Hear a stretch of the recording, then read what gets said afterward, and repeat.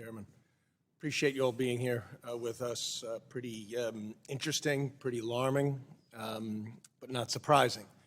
So your comments and statements, and the sort of the sad fact is that we know how to correct this, right? There's a solution here.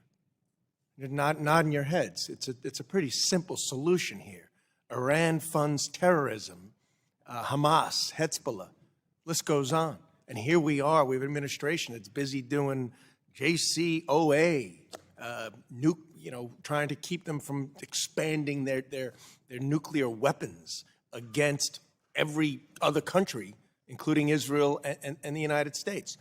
You know, I've been to the Atomic Energy Agency, okay? They told us how prior that there were about 9 or 10 or 11 violations of uranium being moved and everything else taking place with Iran. They're not to be trusted.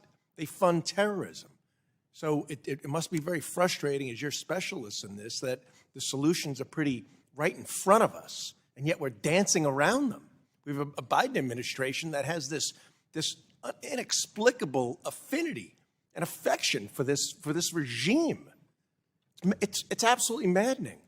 So what do you estimate, what's your estimate of how many weapons, I'll go start with you, Mr. Goldberg, Hamas has been provided, whether through funding, through payment, or actual weapons to Hamas from Iran, that wonderful country, Iran?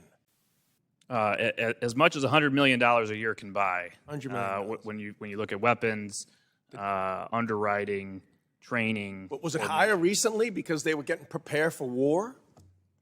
The terrorist attack on Israel, where they mutilated 1,400 to 1,500 Israelis? Well, I'll say that we know Americans killed Americans, took Americans hostage.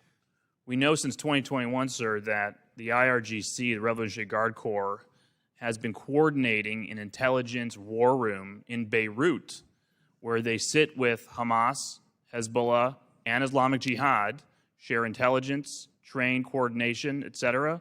The Wall Street Journal has extensive reporting, including just a few hours ago, on the role Iran has played. Right. This is extensive. The idea that we're going to try to separate Iran from this massacre we have a Department of Defense and a State Department that says, we don't see any direct connection, and the White House. And yet the head of Hamas was in Tehran 10 days before the invasion. What were they talking about, the weather? What do you guys think?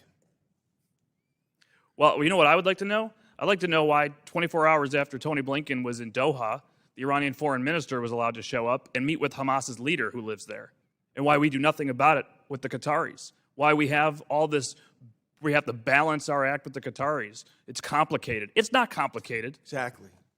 It's not complicated. The so-called fungibility or non-fungibility, I mean, give me a break. I mean, it's a ridiculous argument not to think that $6 billion, that the president of Iran, by the way, stated we're going to use the money any way we want, but let's not believe him. Of course it's fungible. You don't even need that word. He could use other funds for military that he would normally use to maybe feed his people that are starving, and were starving more so under the Trump administration, and their economy was plummeting because of the oil sanctions. I want to ask about that too.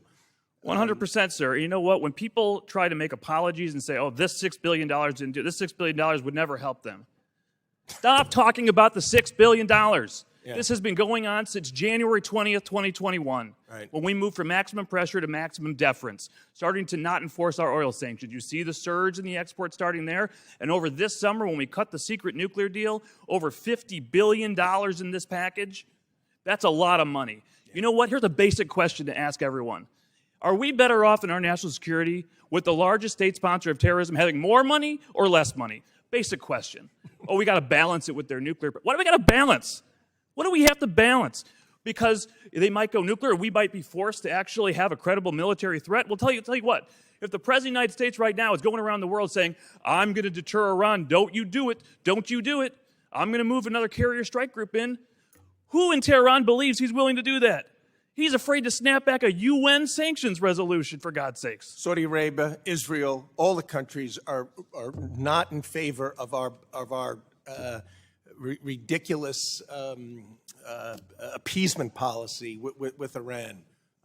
I'm out of time. Thank you all very much. Keep up the good work. I yield back, Mr. Chair.